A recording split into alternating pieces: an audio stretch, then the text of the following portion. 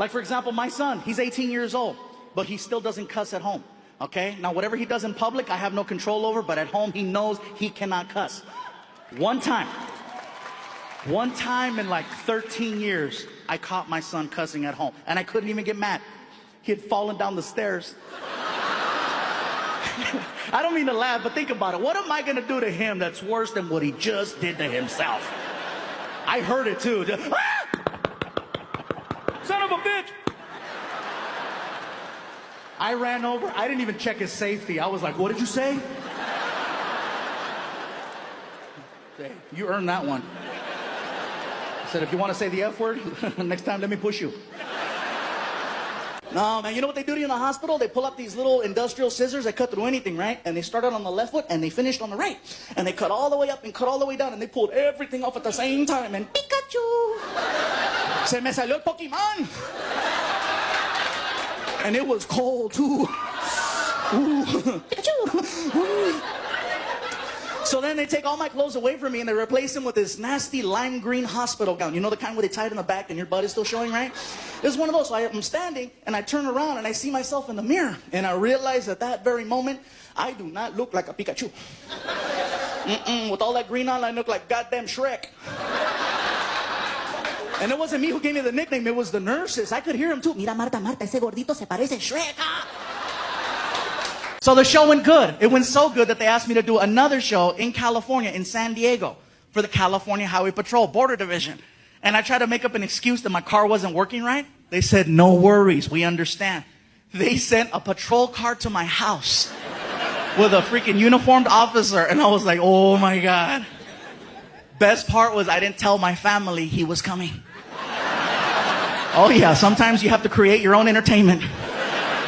It was hysterical. 5 o'clock rolled around. I'm like, he should be here any minute. Sure enough. Frankie!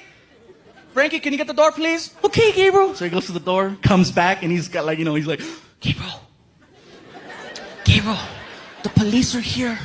Why are you whispering? Because something's going to happen. When he said that, I'm like, the first time I came here, I got a chance to meet some people, and they says, you know what, Gabriel, have you ever been here? Have you ever been to Chicago? Like, no, it's my first time. They said, well, we'd like to take you out to eat if you're down. And I'm like, well, hello.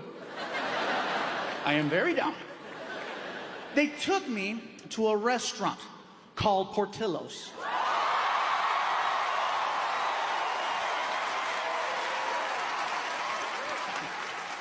You heard of it? So we get there, and it was very, very good. The hot dogs were delicious. I had a chicken chop salad. It was amazing. Had a beef dip, really, really good.